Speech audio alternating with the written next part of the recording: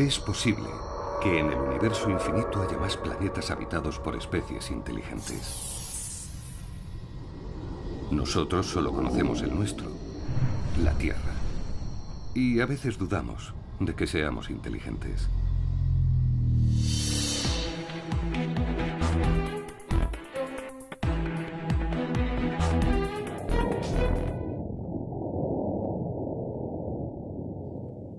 Por eso, quizá impresionados ante el espectáculo de destrucción y barbarie que habíamos sido capaces de hacer en lo que fue llamada Segunda Guerra Mundial, los países del mundo decidieron crear en 1945 la UNESCO, Organización de las Naciones Unidas para la Educación, la Ciencia y la Cultura, con la misión de salvar y conservar lo mejor de la humanidad.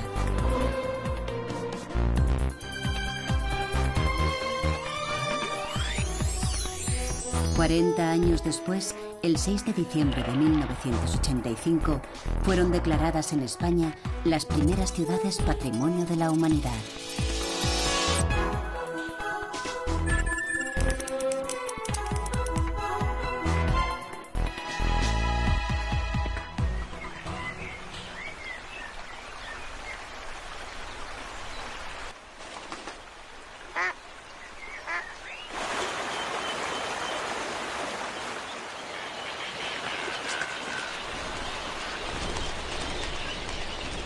Fíjate en la garceta, está tranquila, es que le da igual que estemos aquí. ¿Nos ve? Que vamos, aquí en esta zona, como están acostumbrados a que todos los días venga gente, la garceta es que la vemos con una facilidad, vamos. La garceta y los martinetes, los naves reales. Allí en aquella rama del sauce. ¿Dónde? Mira, enfócala, anda. La tengo, mira. Espérate. ¡Hala, qué guapa! Ah, mira, ¿viste cómo saltó ahí un pez? Sí. Enorme.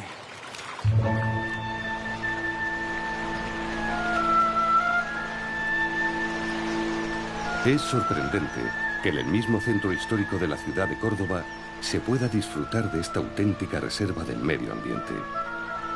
El entorno de los sotos de la Albolafia está reconocido como monumento natural desde el año 2001.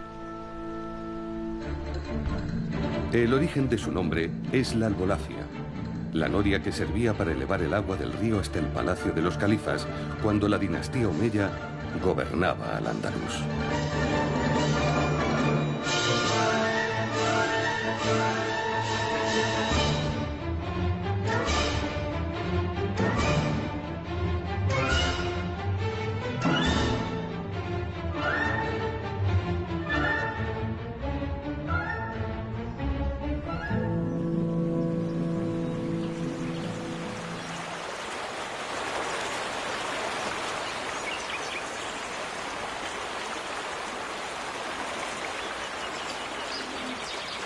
El río Guadalquivir es la arteria que dio vida desde sus orígenes a esta urbe.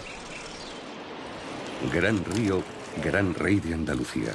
Así lo denominó en sus versos Luis de Góngora. El poeta nacido en Córdoba acostumbraba a pasear por su ribera como otros tantos cordobeses han hecho durante siglos. Guadalquivir quiere decir en árabe río grande o caudaloso.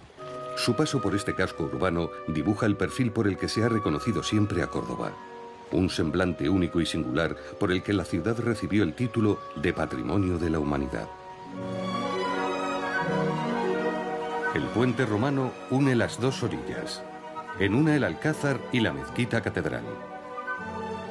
Y en la otra, la Torre de Calahorra, la fortaleza construida para defender el puente.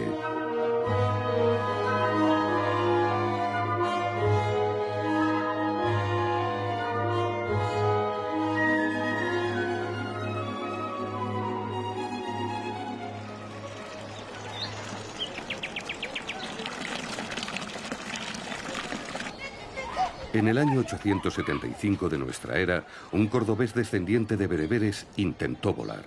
Se anticipó 600 años al diseño de la máquina voladora del genio renacentista Leonardo da Vinci.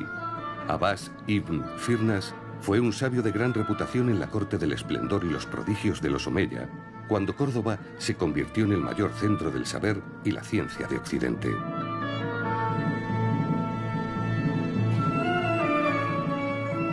Tras muchos años observando las aves y después de muchos cálculos, Firnas construyó un artefacto con unas alas de madera y se lanzó desde la torre más alta de la Medina. Al parecer, consiguió planear unos minutos y después se desplomó cerca del Guadalquivir. El ingeniero José Luis Manzanares se inspiró en la figura de Abbas Firnas cuando construyó el sexto puente de la ciudad ya en el siglo XXI.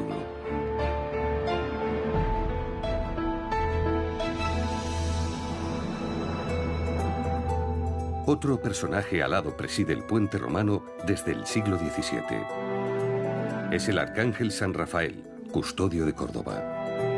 En 1651, una grave epidemia de peste causó estragos entre la población. Fue entonces cuando se colocó la escultura de San Rafael como guardián de la entrada a la ciudad.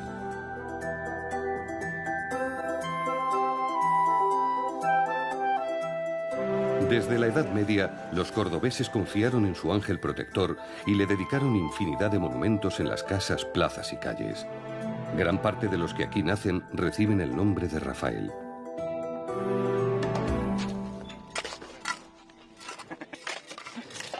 Que lo rasca un poquito, si os cierra. Abajo, está más rugoso. Para pasárselo con mucho cuidado, menos fuerte. Todo blanco de pinar. Sí, este es de la segunda fase. Córdoba tiene una antigüedad de más de 5.000 años. La evidencia más antigua se traslada al Calcolítico, unos 3.000 a.C. aproximadamente, y sin solución de continuidad se ha ido habitando ese solar de Córdoba. Córdoba ha sido capital de la Bética en época romana y posteriormente va a ser capital de Al-Ándalus.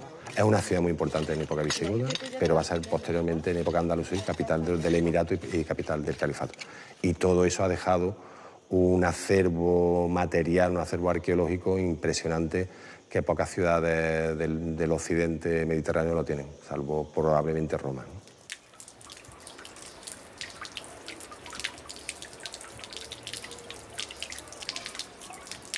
Hace más de 2000 años, las primeras tropas romanas que llegaron al sur de la península se asentaron en la margen derecha del río, que por aquel entonces era conocido como Betis.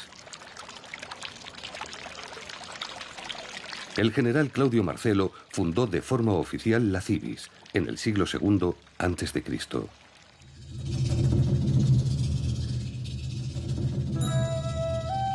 A los pies de una sierra rica por sus minerales y rodeado de una valiosa campiña, el emplazamiento era sin duda ideal para crear una auténtica civis romana. Pronto Córdoba, como la denominaban los romanos, alcanzó el título de colonia patricia, con 2 foros, importantes templos, anfiteatro, circo y acueducto.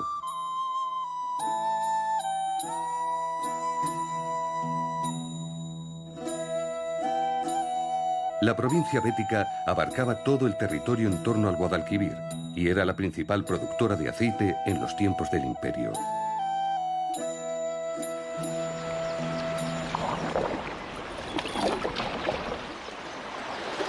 Por el río llegaban naves de bajo calado que se cargaban con todas las riquezas de Sierra Morena, minerales y metales de alto valor, y sobre todo aceite y vino.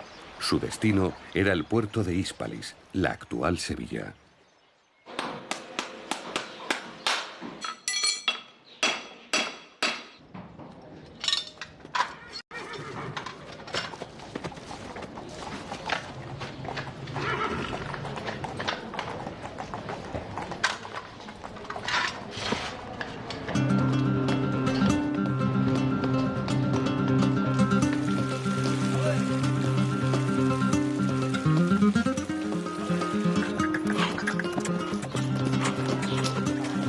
En una de las plazas más populares de Córdoba, un potrillo preside la fuente.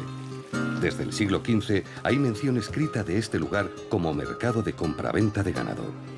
Aquí se herraban los caballos y mulas y había una fuente para que los animales pudieran beber.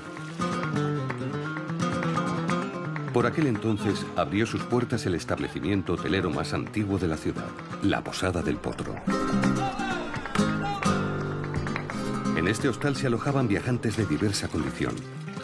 También fue parada y fonda de personajes ilustres de fama universal. El mismo Cervantes se alojó en la posada varias veces. El lugar aparece en las andanzas del ingenioso hidalgo Don Quijote de la Mancha.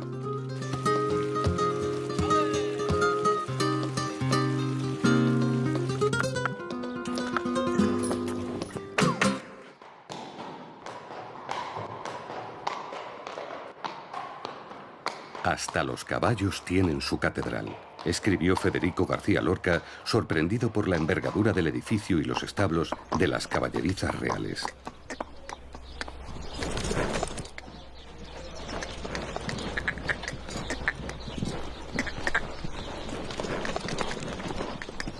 Cuando la nobleza disfrutaba del ocio lejos del frente de batalla, se dedicaba al ejercicio de los juegos ecuestres. En el siglo XVI, la cría de caballos se convirtió en todo un arte. Felipe II, gran amante de los caballos, ordenó la construcción de este real sitio. El monarca pensó que era el lugar ideal para albergar el nacimiento de una nueva estirpe, el caballo andaluz, pura raza española.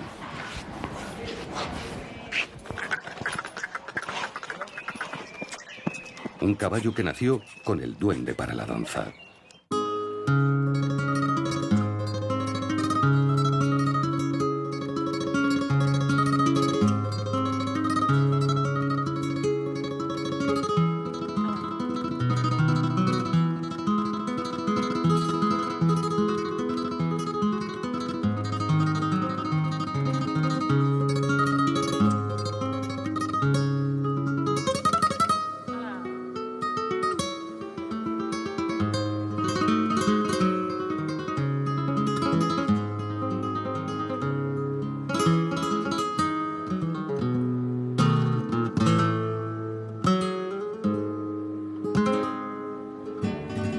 Sobre un magnífico caballo, inmortalizó el escultor cordobés Mateo Inurria a Gonzalo Fernández de Córdoba, el gran capitán. Consejero militar de confianza de la reina Isabel, pasó a la historia por su participación en las más importantes contiendas de la época. El monumento está situado en la Plaza de las Tendillas, en la antigua explanada que ocupaba el Foro Romano.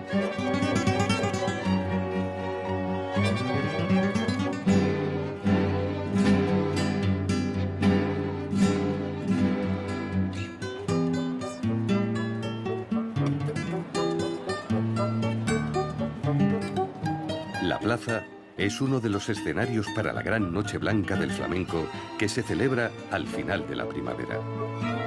Una noche en la que Córdoba no duerme. Las figuras más destacadas del cante, el baile y la música llenan con todo su arte los lugares más bellos de la ciudad.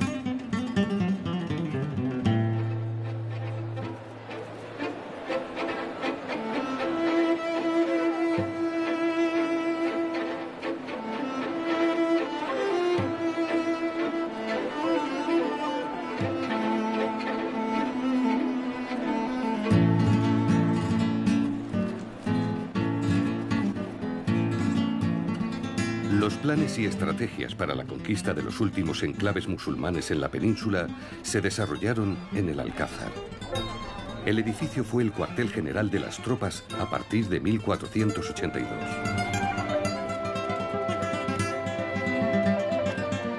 Los reyes católicos trasladaron la corte aquí durante la campaña de asedio al Reino de Granada, último reducto islámico.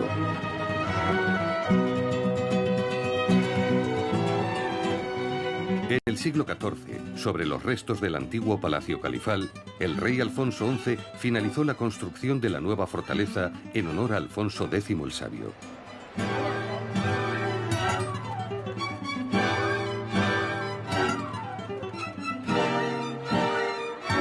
Debía tener una función claramente defensiva, pero a la vez servir de digno palacio y residencia de reyes.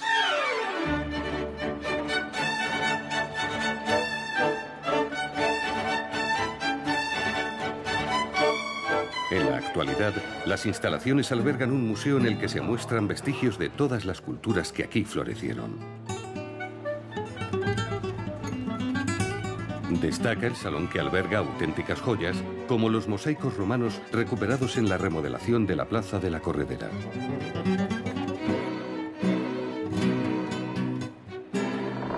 Las crónicas de la época relatan que a la reina Isabel le gustaba dar largos paseos por el jardín del Alcázar, pero que le molestaba el ruido de la cercana noria, la albolafia. Así que durante su estancia tuvo que ser desmontada para que la reina pudiera descansar.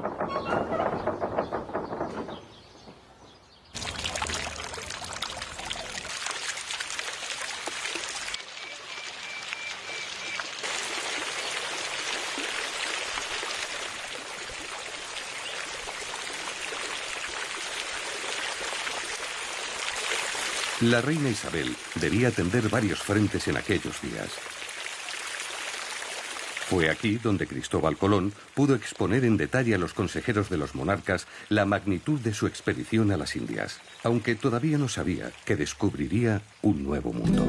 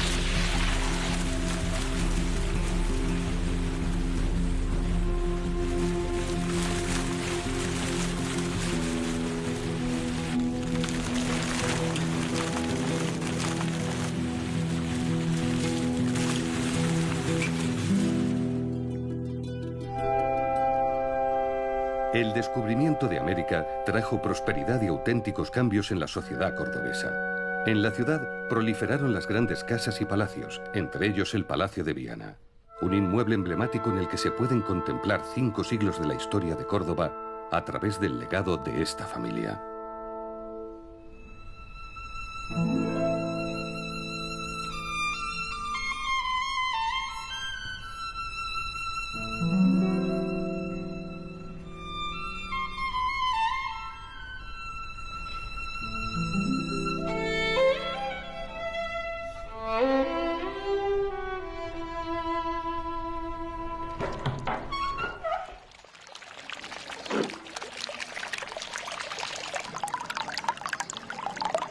El jardín andalusí sirve para el bienestar y cuenta con variedad de plantas aromáticas y medicinales, además de especies exóticas de los rincones más remotos.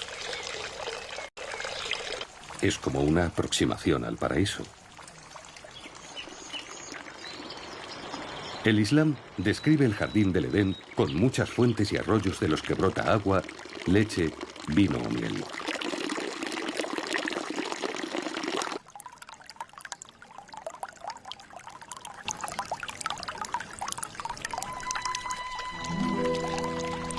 La naturaleza se convirtió en arte.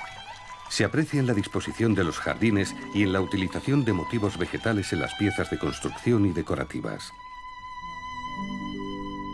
Los atauriques eran como una prolongación de la vegetación del jardín, labrado en las fachadas y muros de las edificaciones, una constante artística en la cultura musulmana y en el estilo mudéjar posterior.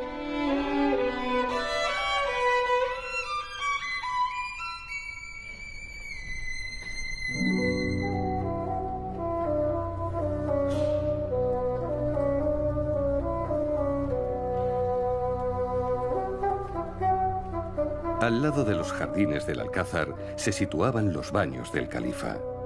Sus instalaciones permiten hacerse una idea de cómo era la sofisticación y el lujo en la vida cotidiana de hace más de 1000 años. El baño era un ritual para el espíritu. Se trataba de la purificación del cuerpo y la mente.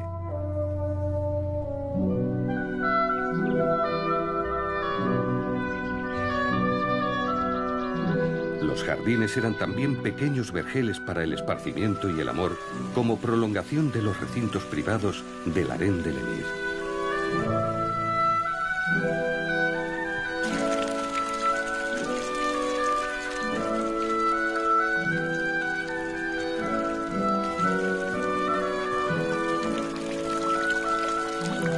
En el año 929, Abderramán III se proclama califa independiente. La ciudad se convierte en una de las más prósperas del mundo. Contaba con iluminación nocturna, red de alcantarillado y más de 300 baños públicos para una población que superaba el 500.000 de habitantes.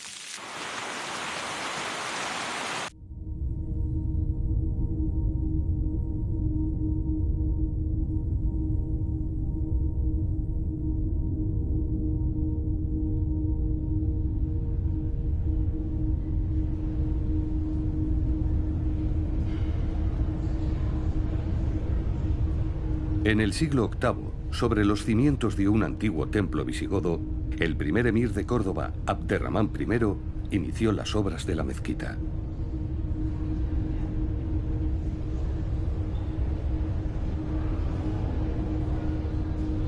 Le llamaban el príncipe errante o fugitivo. Había llegado a Córdoba tras escapar de la masacre que sufrieron los herederos de la dinastía omeya en Siria.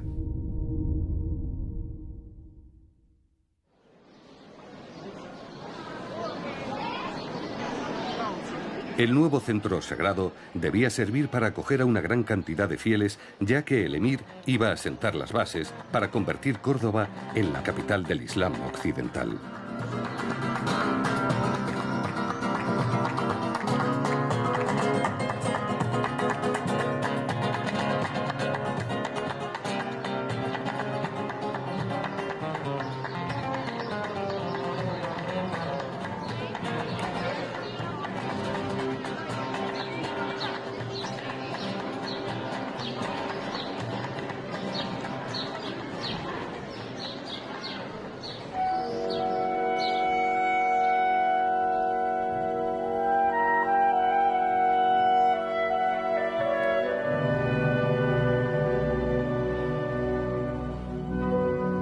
En su primera fase de construcción se aprecia el uso de materiales procedentes de antiguos edificios romanos y visigodos.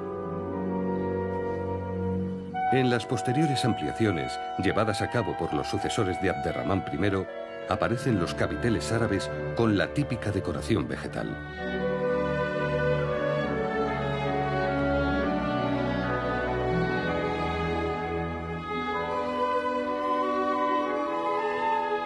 La inmensa sala de oración es un bosque de 850 columnas de mármol, jaspe y granito, sobre las que se apoyan 365 arcadas bicolores con forma de herradura.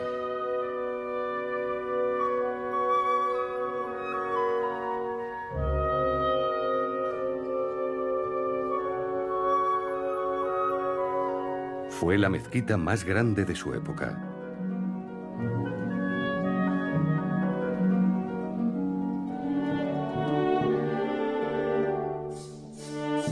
En el siglo X, bajo el mandato de Al-Hakam II, hijo de Abderramán III, se alcanza el nivel artístico más sofisticado.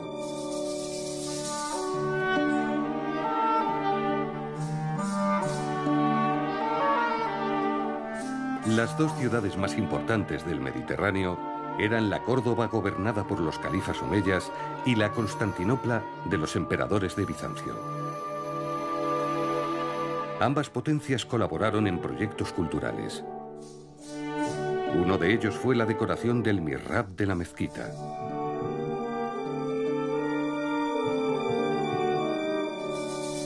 El mihrab era la capilla desde donde el imán dirigía la oración y junto a la que se situaba el recinto para el califa y su séquito.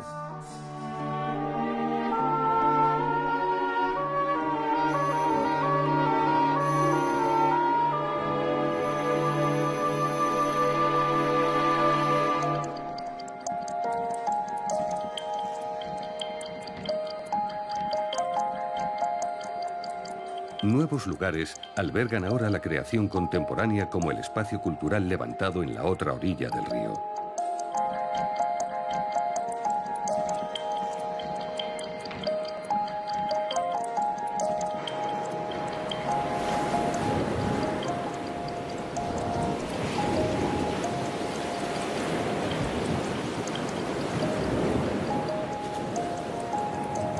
El Centro de Creación Contemporánea es un laboratorio abierto donde la arquitectura pretende provocar nuevos modos de expresión.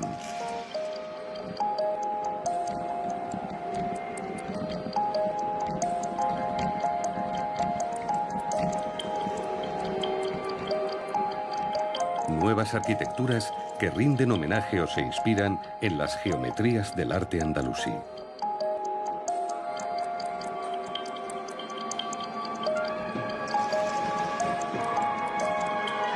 Un laboratorio con una fascinante fachada mediática que proyecta imágenes en movimiento.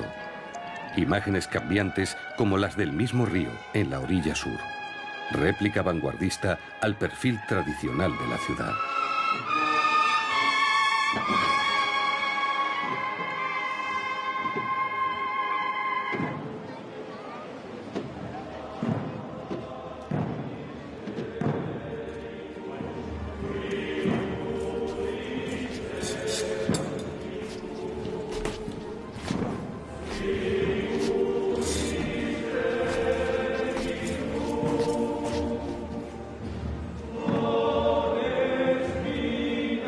Todos los años, acompañada por la primera luna llena de la primavera, la Semana Santa cordobesa irrumpe en los monumentos y calles más emblemáticas de la ciudad.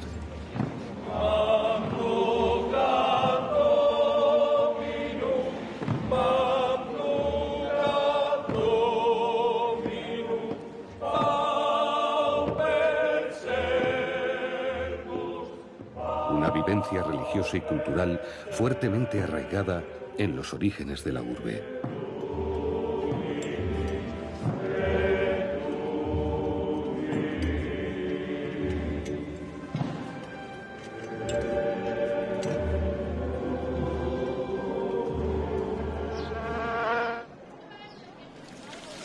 Cercaron la mezquita y esparcieron agua bendita por toda ella. Así relata en sus crónicas Alfonso X el Sabio cómo su padre, el rey Fernando III, al entrar en Córdoba, mandó que se consagrara la mezquita y que se pusiera una cruz en la torre más alta.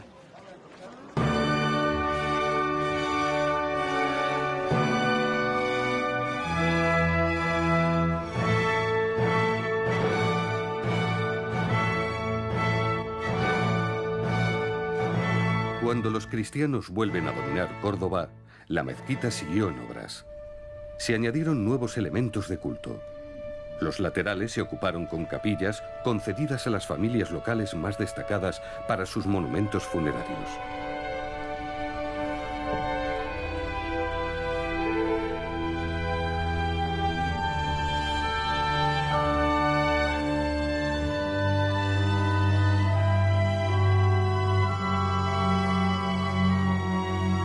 Finalmente, en el siglo XVI, durante el reinado de Carlos V, se alza en su interior la Catedral de Santa María de Córdoba.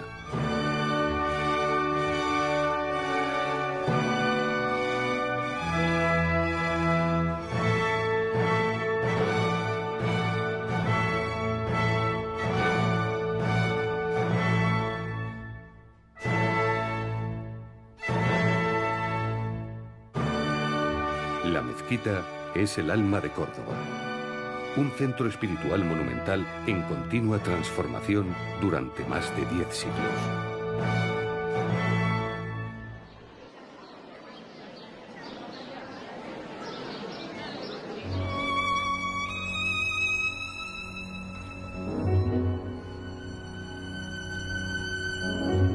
La insistencia de la mirada, porque es el ojo puerta abierta del alma que deja ver sus interioridades, revela su intimidad y delata sus secretos.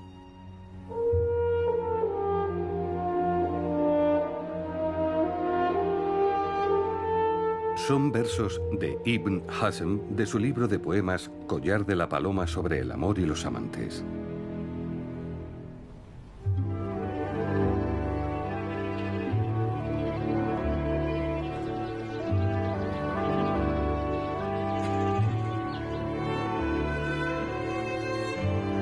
El poeta cumbre de la literatura hispanoárabe vivió su infancia a finales del siglo X en el harén del califa en Medina Azahara.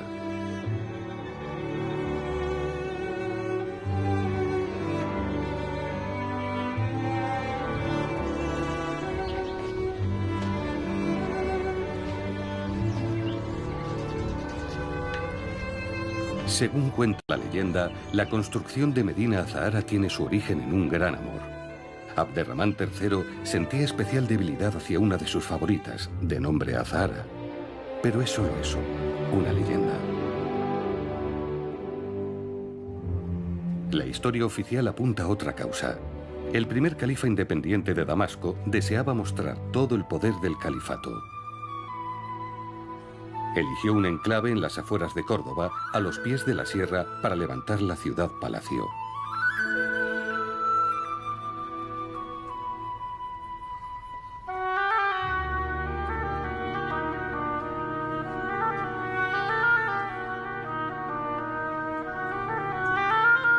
Medina Zahara se traduce del árabe como ciudad resplandeciente. Cuentan que el salón donde se recibía a los embajadores tenía el techo de oro. Cuando el sol penetraba en la estancia, todo brillaba de tal forma que deslumbraba la vista. Como la presencia del mismo Abderramán III, el elegido por Alá como representante de lo divino en el mundo de los mortales.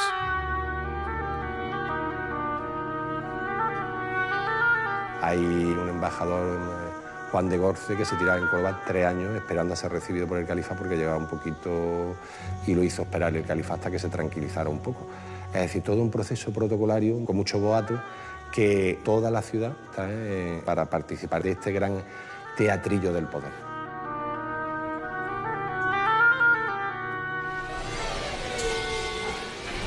Los valores que tiene Medina Zahara son excepcionales por cuanto nos permite conocer la arquitectura del califato, de los califatos, que salvo en Medina Zahara no se puede hacer en ningún otro sitio. Las otras ciudades califales son el Cairo, Bagdad, que son irrecuperables. Aquí se abandona a partir de 1009 y nos permite poder recuperar y entender la arquitectura de una ciudad califal. Medina Zahara, reconocida ahora como Patrimonio de la Humanidad, brilló tan solo durante 70 años. Tras la caída del califato y la instauración de los reinos de taifas, fue destruida, saqueada y abandonada. Y en ese expolio lo que no se llevan es los miles de fragmentos de ataurique, que tenemos un cálculo que tenemos más o menos entre 500.000 y 1 millón de fragmentos, que estamos inventariando, que estamos catalogando.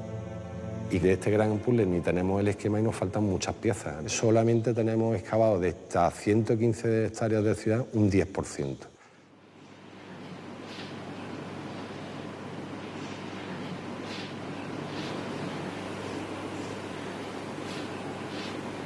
La gran suerte que tiene Andalucía, que tiene España y que yo creo que ha tenido su recompensa en la concesión de Patrimonio Material de la Humanidad es que este yacimiento es emblemático y es único. Y sobre todo se va a poder trabajar. Y gracias a Dios no estamos sujetos a circunstancias geopolíticas como otras partes. Si no hay ningún país islámico actual o islámico que tenga algo semejante. Tendrán cosas mejores, distintas, pero no hay nada parecido que pueda ser estudiado con esta entidad. Se han rescatado grandes tesoros y joyas que se exponen en el Centro de Interpretación de Medina Zahara.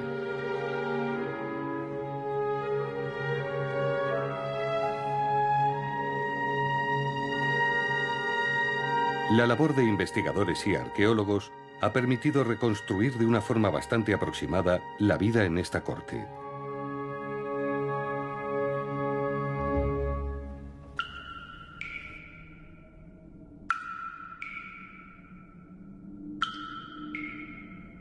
Para purificarse antes de las ceremonias, el judío se sumerge totalmente en las aguas vivas de la mikvé, donde la vida anula a la muerte. Esta fuente, procedente de un arroyo subterráneo, podría haber sido en el pasado una mikvé, la pila de agua natural donde se realiza el baño ritual judío.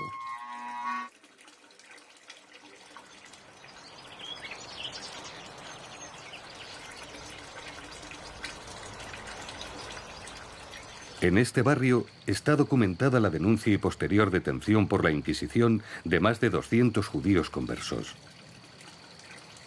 Se les acusaba de practicar el judaísmo en su vida privada.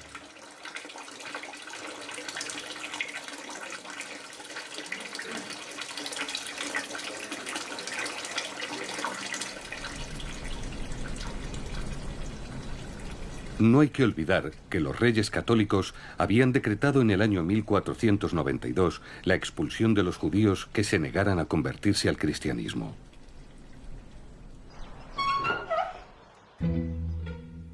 Esta vivienda era conocida como la Casa de las Cabezas, debido a una trágica leyenda que se remonta al siglo X, a los tiempos de Almanzor. Según relata el romancero, el caudillo musulmán mandó encerrar en esta casa a Gonzalo Gustioz, conde de Lara.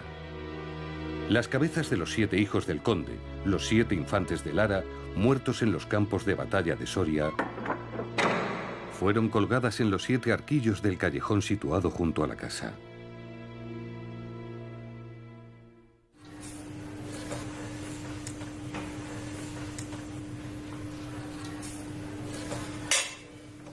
Según el dicho popular, si se analiza el ADN de los cordobeses, se podrían encontrar los genes de un joyero con orígenes judíos. Los trabajos de la talla en plata y las filigranas cordobesas son famosos desde antaño.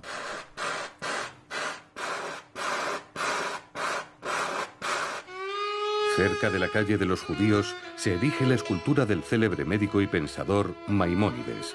Es el corazón de la judería de Córdoba, una de las mejor conservadas de Europa.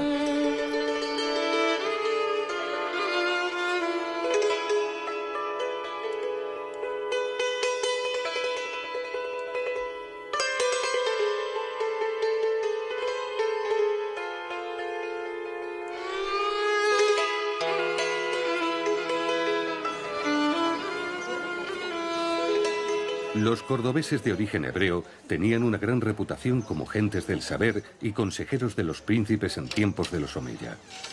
Otros realizaban actividades financieras y una parte importante eran artesanos. Practicaban todos los oficios y eran grandes productores de riqueza y hábiles negociantes.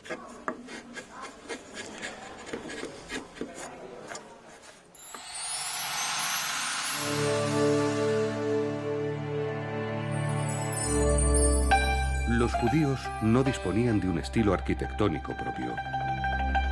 En muchas ocasiones, el rastro musulmán se confunde con la huella de los judíos en Al-Ándalus.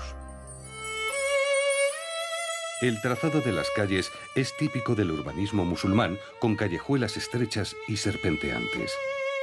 En las viviendas se buscaba la intimidad, ver sin ser vistos.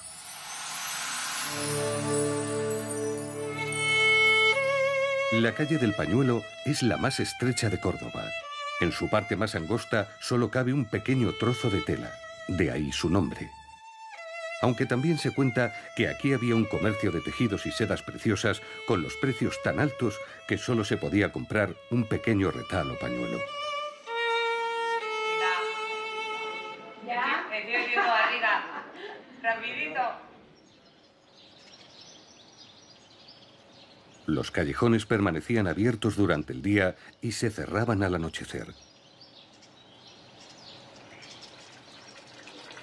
Las calles de Córdoba eran y son un gran mercado. La Calleja de las Flores y su entorno, muy cerca de la mezquita, siempre ha sido una de las zonas más transitadas.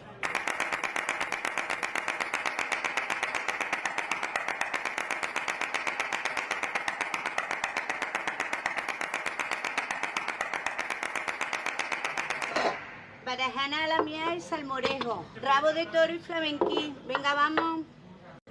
Tras perderse por las calles y plazuelas, la visita a la taberna es fundamental.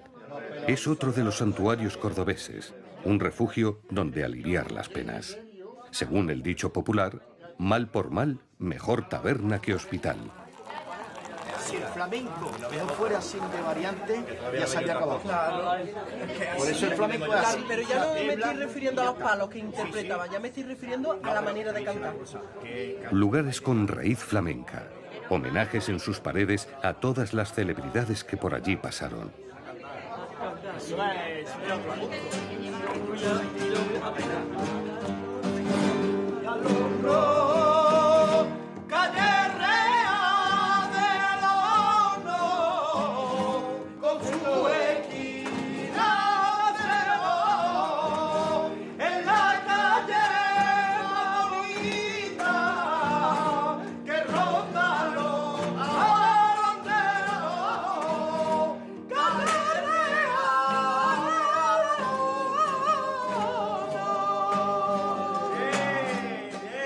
Las tabernas son un tratado de historia de la vida social y cultural cotidiana.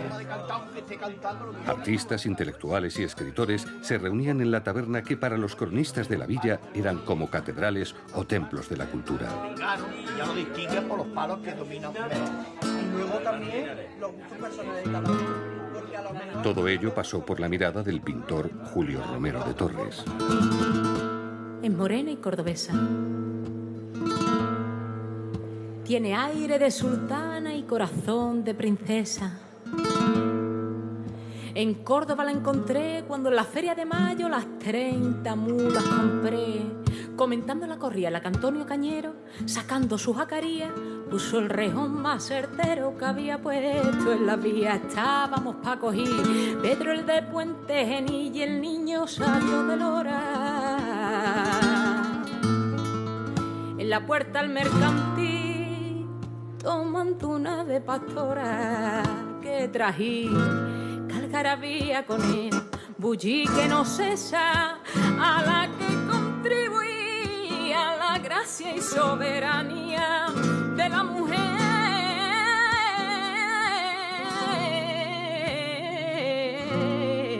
cordobesa.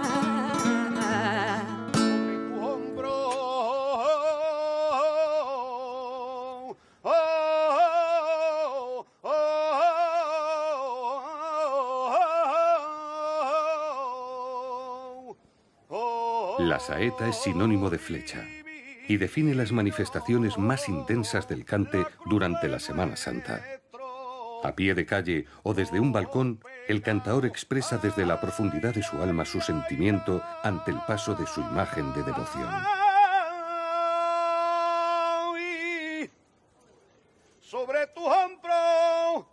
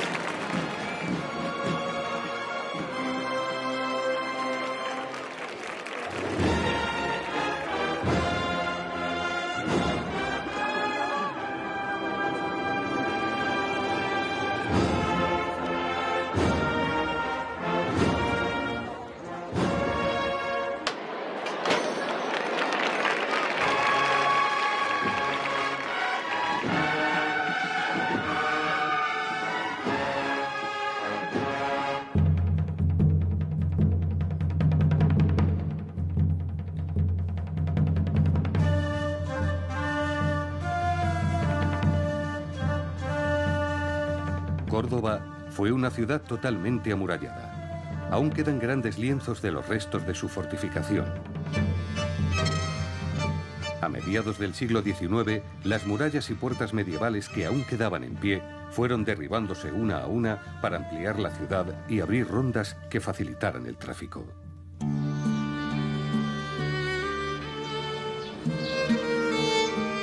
La puerta de Almodóvar se salvó debido a que el plan de expansión no afectaba a aquella zona. La escultura de Séneca recuerda que fue en la época romana, en el siglo I, cuando se abrió esta puerta.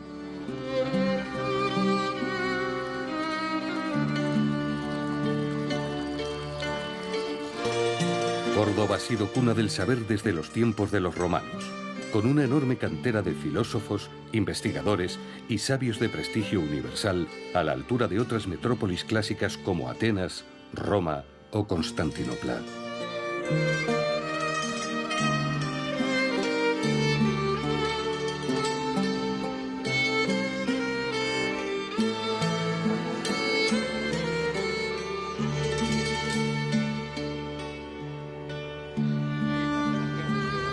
La muralla sufrió múltiples asedios durante siglos.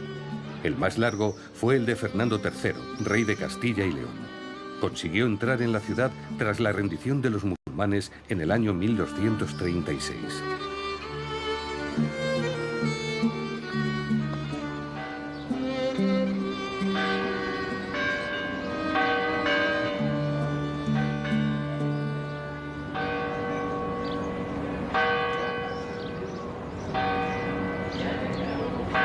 partir de entonces se empezaron a construir templos cristianos por toda la ciudad. Hoy en día se conocen como las iglesias fernandinas.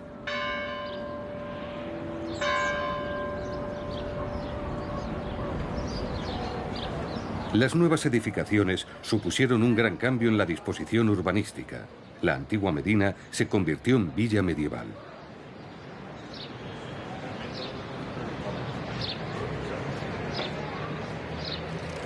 Se abrieron camino a las plazas como lugares para el encuentro de las gentes. Hay más de 80 plazas en Córdoba. No hay dos iguales. Cada una tiene su carácter y personalidad propia.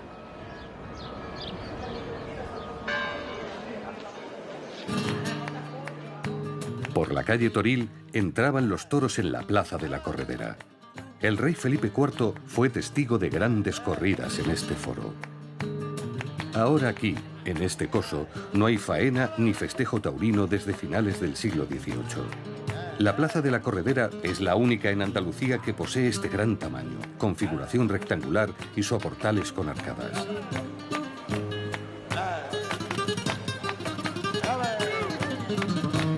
Y el día que me dice que lo nuestro ya se acabó, tiene los dientes niña, tiene los dientes que son granito niña, da arroz con leche niña, da arroz con leche, ay, tiene los dientes prima, tiene los dientes.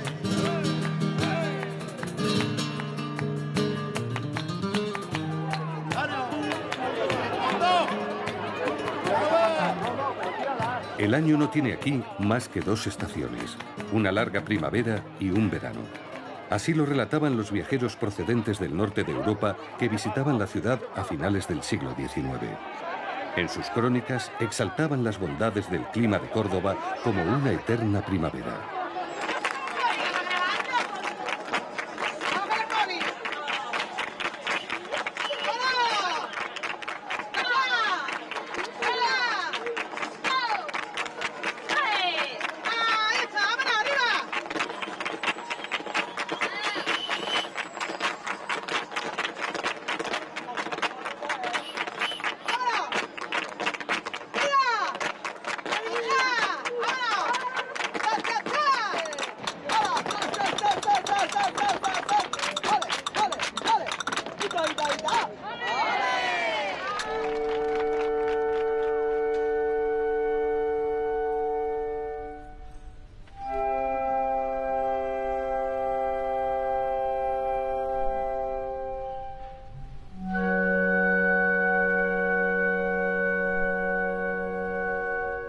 Isla de sombra, de silencio y perfume. Con 4 paredes, un suelo y un techo a cielo abierto, se hace un patio. Cuando construimos casas alrededor para que lo habiten personas, surge una comunidad. Pero si estas personas lo cuidan, lo ayudan a crecer, lo comparten, lo viven, surge algo mágico.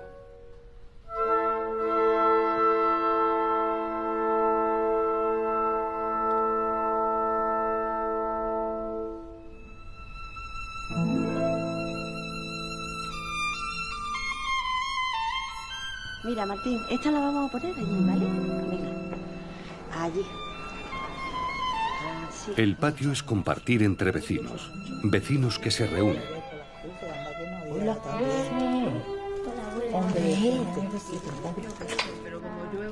La exaltación de lo cotidiano convertido en arte. La cantidad de tierra que tienen todas las plantas. Son pequeños jardines domésticos, un oasis al alcance de la mano. Lluvia, viento, agua. Palacios medievales, renacentistas o barrocos. Los hogares más sencillos y las nuevas viviendas. Todos en Córdoba exhiben con orgullo una forma de vivir heredada de las construcciones romanas.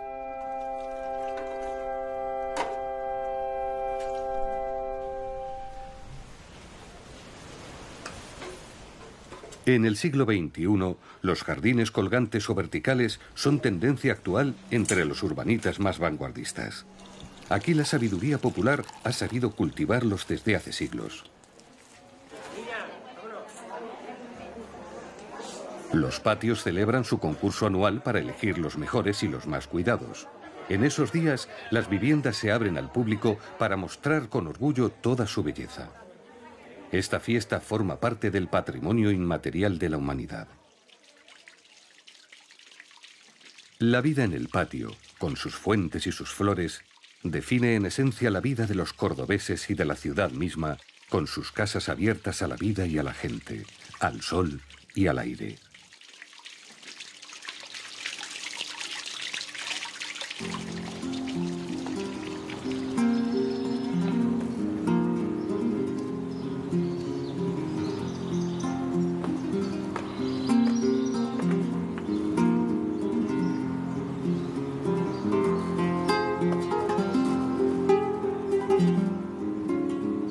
Todo en Córdoba, cada una de sus callejas, plazuelas y plazas, configura un enorme museo al aire libre.